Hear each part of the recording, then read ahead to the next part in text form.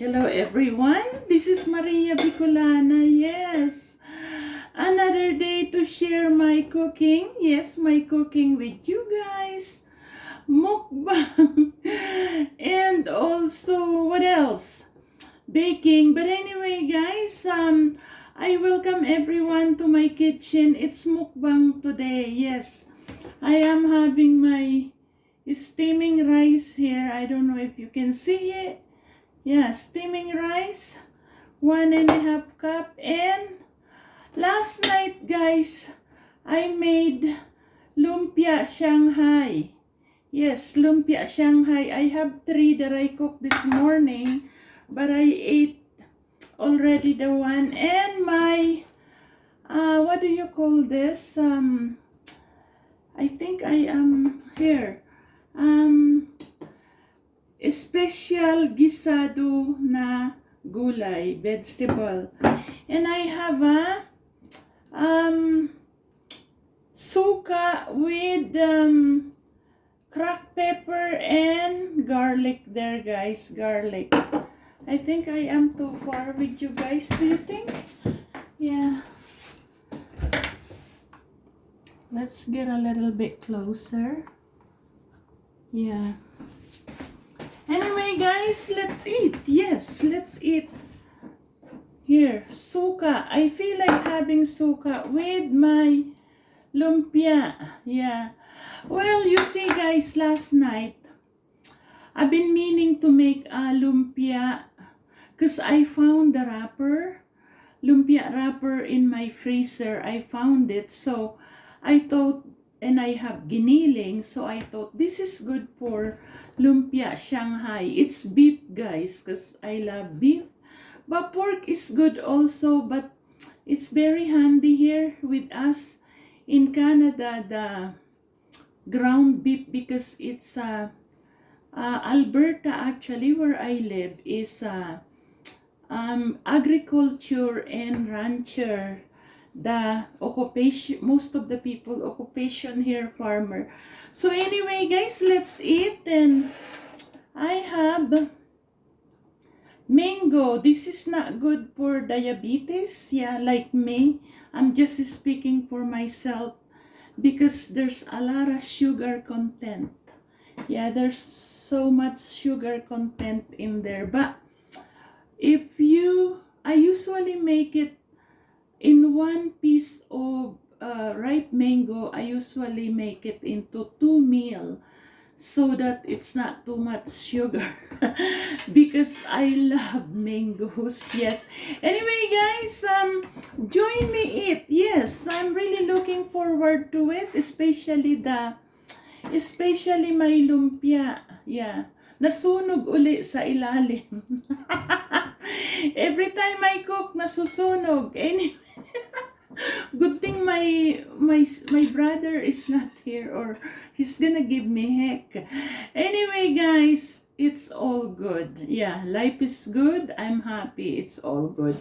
Anyway, guys, let's pray. Of course, as usual, we must. Yes, we must thank the Lord for every blessing that we receive each and every day. In the name of the Father, of the Son, of the Holy Spirit. Amen.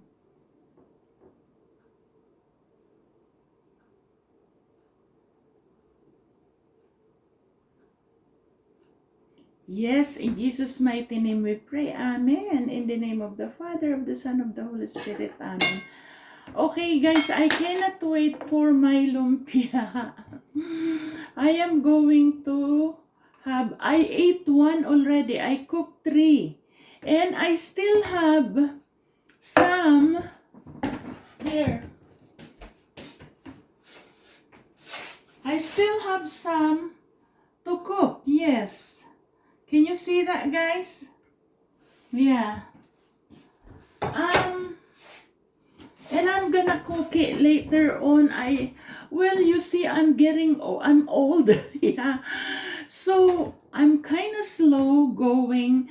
Yesterday, I mix everything up and then I put it in the fridge. This morning, I wrap him up while I'm having coffee.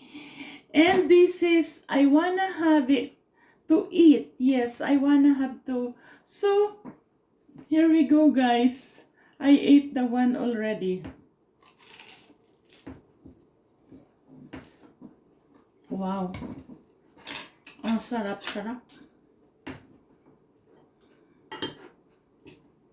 Ang sarap-sarap, guys.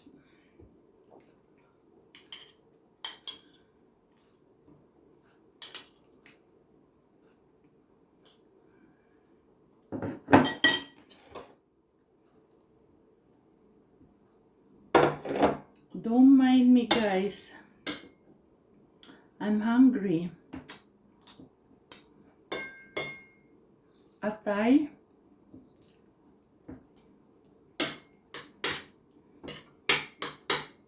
But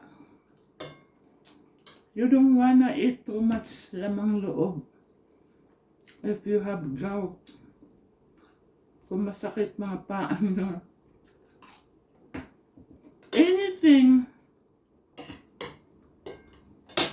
Anything actually, guys, is moderation.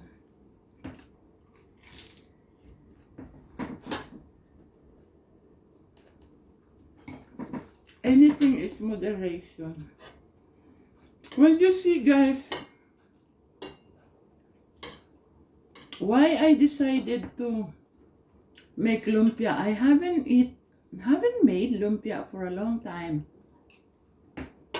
Because it's a lot of work for me, you know. If I want lumpia, I can go to the restaurant here. They have a restaurant close by to me and they all have lumpia, but it's different, their lumpia. It's not like mine. Well, you see, mine is a lot better, of course, because it's my lumpia.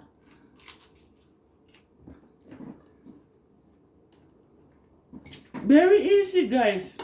It's original. The recipe for this, it's the lumpia that I've been making for many years, yeah. Many years, since I was 18 years old.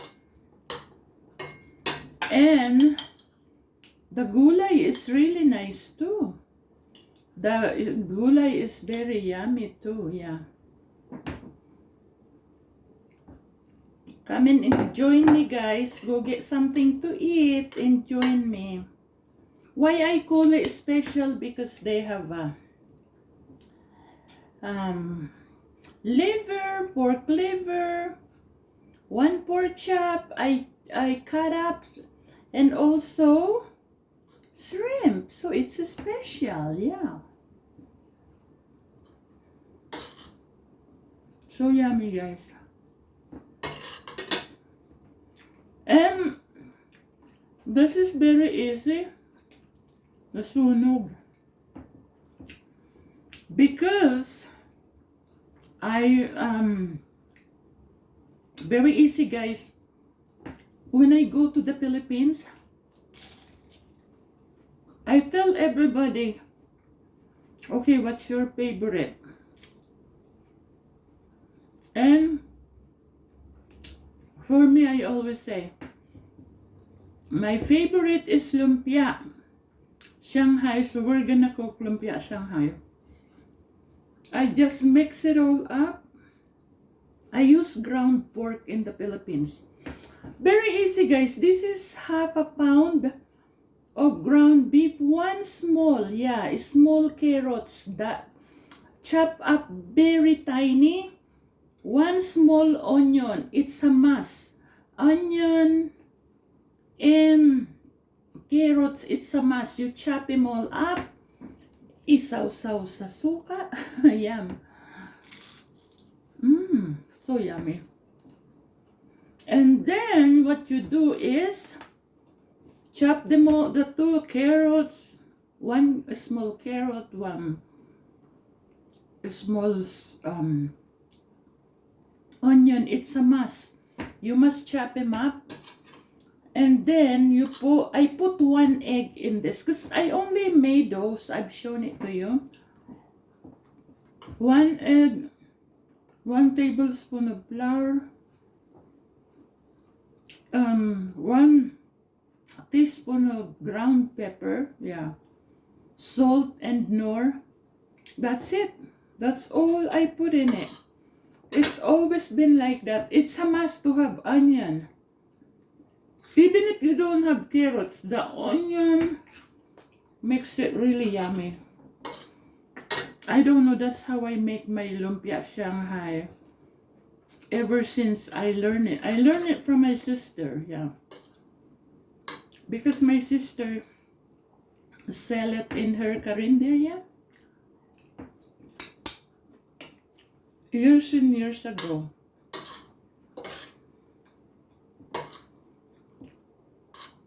And it's simple. I love it, guys. Lumpia is my favorite when I'm not feeling, you know how sometimes we don't feel like eating. If I have lumpia and soup, I'm good to go, yeah. It's really yummy, guys. Yummy.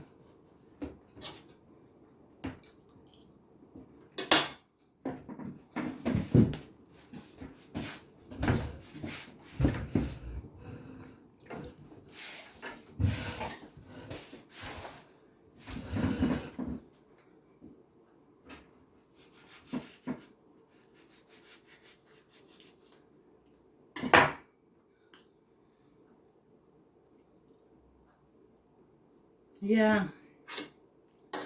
Really, really yummy, guys.